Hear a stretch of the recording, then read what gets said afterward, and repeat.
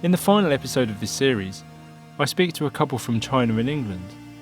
I wanted to hear if they had any prior intention of seeking a partner of a different race or nationality, whether cultural differences posed any attraction, and their outlook for their newborn daughter.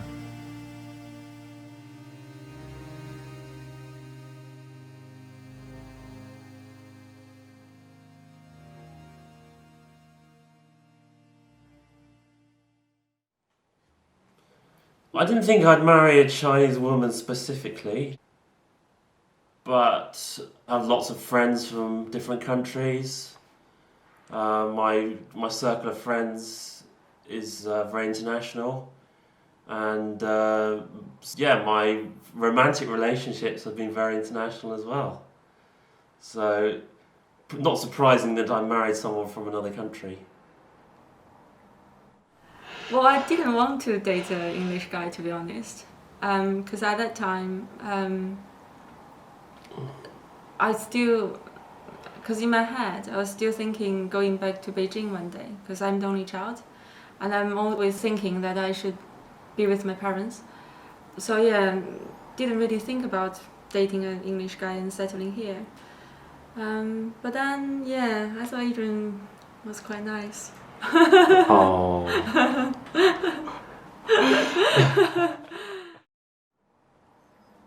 Well, I think it's fair to say most women from Southeast Asia, they have a lot of the physical attributes that men like. You know, they tend to be slim, long hair, that sort of thing.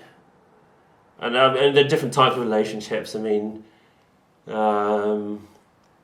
I met Jing at work, and it was, we have similar jobs, we're well matched in lots of ways.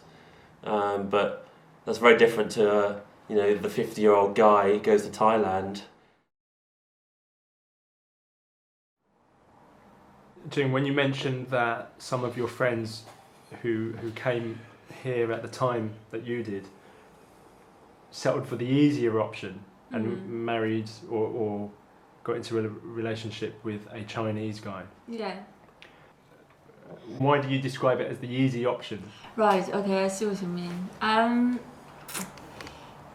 Because it's quite difficult to answer this. There's so many perspectives.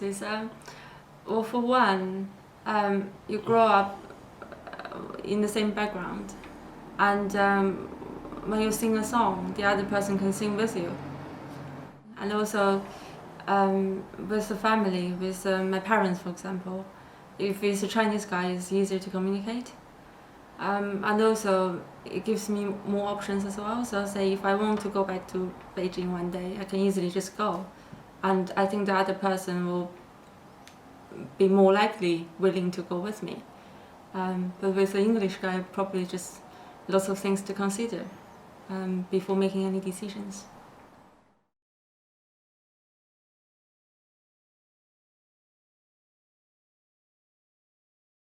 I guess it's not much of the difference because you're still dating an individual person.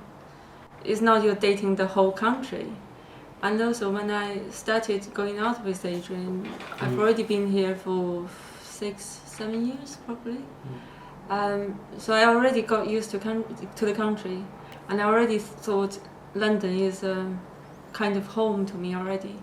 So it's probably different. I don't feel much of the culture shock going out with Adrian. Well, one thing that's very true, there's a much greater difference between the sexes than there is between the races.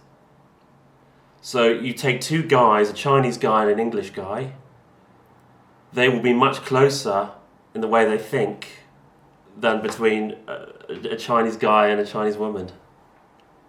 The gap is much wider between the sexes than between the races. Yeah, if you that see what I probably mean. makes sense, yeah. That probably makes sense.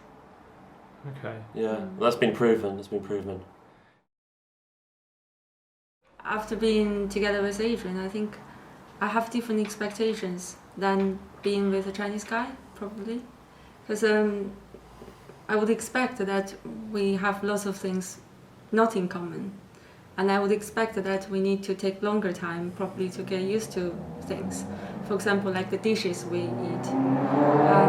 But maybe with Chinese guys, I don't know, maybe you have higher expectation and you want everything to be the same.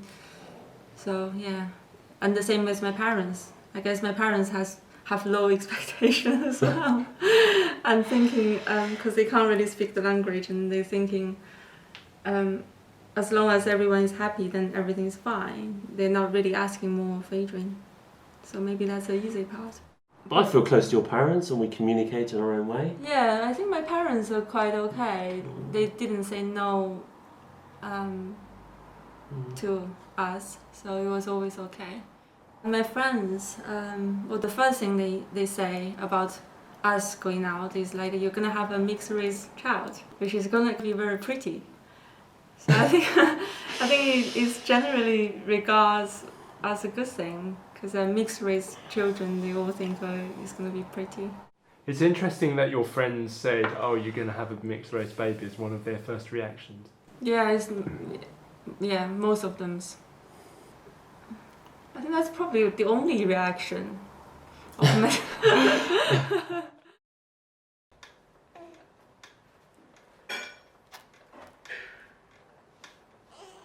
Apart from the British side, I'm very keen for Sophie to learn Mandarin. That'd be a huge advantage.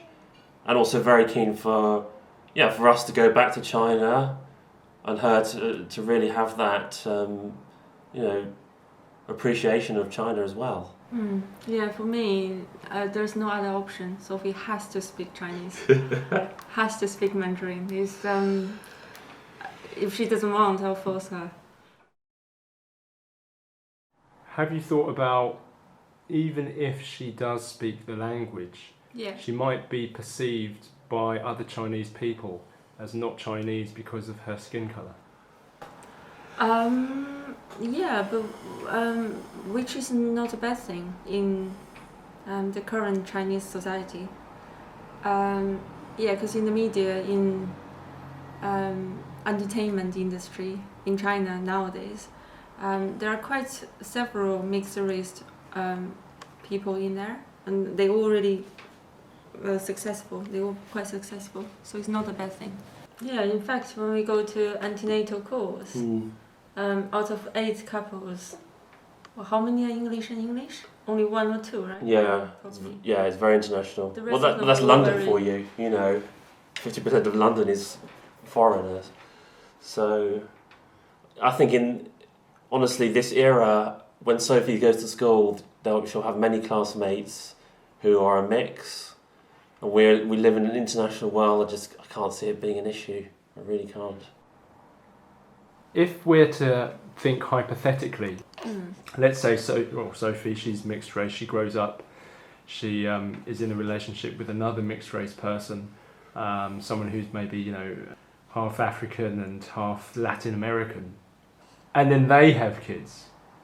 Would it be important for your grandchildren to still have a handle on Britishness and being Chinese? What's your thoughts? Well, grandchildren are one step removed, and I think once you become grandparents, you have limited influence. It's the parents that have the most influence. Yeah, I mean, to me, I don't care. And I don't even care if Sophie getting married or not, having children or not.